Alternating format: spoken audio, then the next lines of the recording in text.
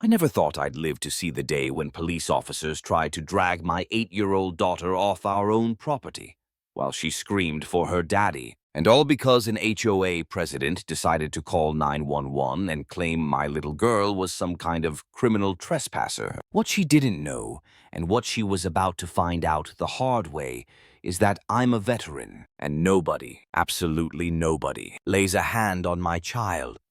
Act 1. The conflict sparks. My name's Jake Thompson. I'm a single dad, former Army, 3 tours overseas. My wife, Sarah, passed away from cancer 2 years ago, so it's just me and my daughter Emma now. I thought moving to Willowbrook Estates would give us peace. Big yards, quiet streets, kids playing outside. I imagined Emma finally having a safe childhood again. Our house sits on the edge of the neighborhood, 2 acres, part of it bordering old farmland. The farmer, Pete, owns horses, and Emma, well, she's obsessed with horses. It's like her therapy. She talks to them through the fence, whispers secrets, tells them about her mom. It's the happiest I've seen her since Sarah died. Enter Margaret Patterson, HOA president. Tall, sharp blonde bob, pink blazer, clipboard glued to her hand. The first time she marched up my driveway, she introduced herself like she was a governor. Your daughter has been playing on HOA property. That stops today. I try to explain the deed, the boundaries, the fact that Emma was in our own backyard. Margaret's eyes narrowed like she'd caught a criminal. I don't care what your deed says. HOA jurisdiction covers all green spaces. Control your child, or there will be consequences. Emma peeked out from behind my legs that day, pink cowgirl boots, stuffed horse clutched to her chest. She whispered, "Daddy, who is that lady?" I wanted to tell her the truth. She was a bully.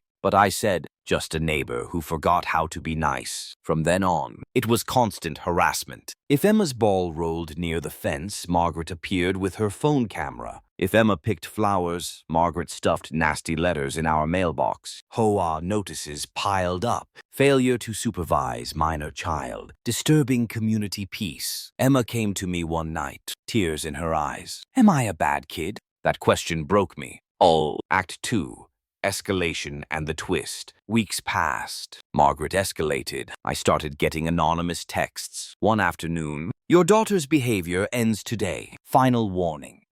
I felt my gut twist. I've dealt with threats before, overseas. But this was home. My little girl, Emma, meanwhile, was struggling at school. Parents whispered. Kids told her she was a troublemaker. She came home asking if she'd be taken away. That's when doubt hit me like a freight train. Maybe I'd made the wrong choice moving here. Maybe it was my fault. Maybe I should just pack up, leave, start over somewhere else before things got worse. But then came the day everything boiled over. It was a Thursday afternoon. Emma had a rough day anniversary of her mom's passing. She went straight to the fence, toy horses lined up in the grass, talking to Buttercup, the mare who'd become her best friend. I was in the kitchen when I saw movement out front. Margaret again, but this time she wasn't alone. 2 board members in suits, folders in hand, and behind them, a police cruiser. My chest went cold. They called out like it was an ambush. "Mr. Thompson, we're here for a pre-meeting inspection." Before I could even process, I heard Emma's scream from the backyard. "Daddy, help!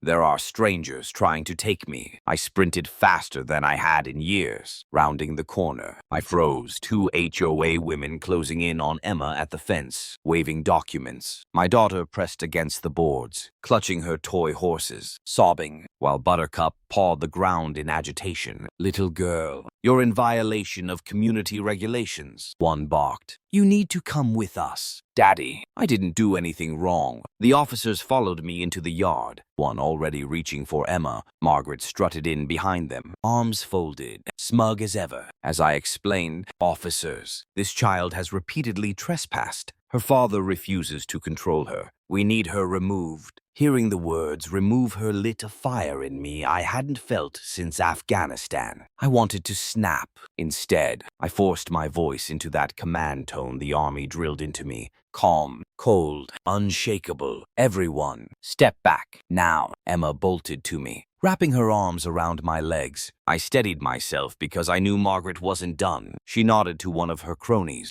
who dialed her phone, loud enough for all to hear. Yes, Child Protective Services. We need immediate intervention. The father is hostile. The child is unsafe. Emma froze. Daddy, what's CPS? Are they going to take me away? That's when I almost broke. My little girl thought strangers could just steal her from me.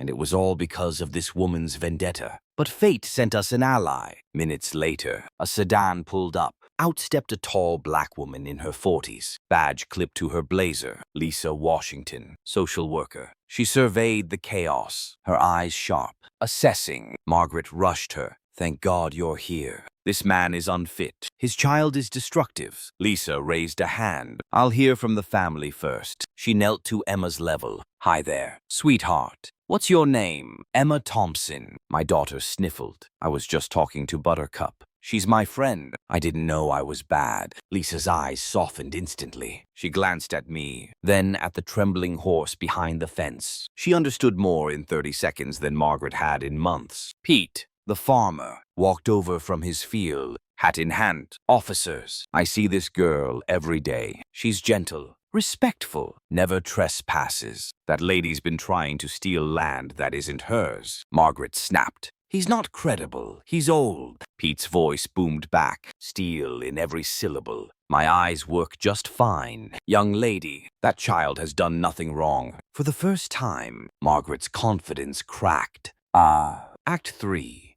The showdown. The yard was silent, all eyes shifting to Lisa. She stood tall, voice calm but cutting. Mrs. Patterson, filing false CPS reports is a felony. The word landed like a grenade. Margaret's face went pale. I held Emma tighter as Lisa addressed the officers. There's no neglect here. This is a neighbor dispute being weaponized. The child is safe, loved, and stable. Margaret's mask slipped. She screeched, "If you won't act, I'll handle it myself. That child and her father don't belong here, and I'll make sure everyone knows it." Emma stepped forward, my brave little girl with tears still on her cheeks, but a voice clear as a bell. "You're lying. My daddy is the best daddy in the world. You're just being mean because you don't like that I'm friends with Buttercup." The crowd gasped. Neighbors had started gathering at the edges, drawn by the commotion. And there it was, a child's truth piercing through all the lies. Officer Martinez, the younger cop, turned to Margaret with fire in his eyes. "Ma'am, do you realize the gravity of filing false reports against a veteran and his child?" Margaret stammered, her folder of fake evidence trembling in her hands. She tried one last jab. Military service doesn't excuse neglect. But her words fell flat. Even her allies looked away. Lisa delivered the final blow. "Mrs. Patterson, your actions put this family at risk, wasted police and CPS resources, and traumatized a child. You will be held accountable." Margaret's voice cracked as neighbors whispered, as the officers documented the false complaint, as the mask of power she wore so proudly crumbled into dust. I stood there, Emma pressed to my side, watching the self-proclaimed Queen of Willowbrook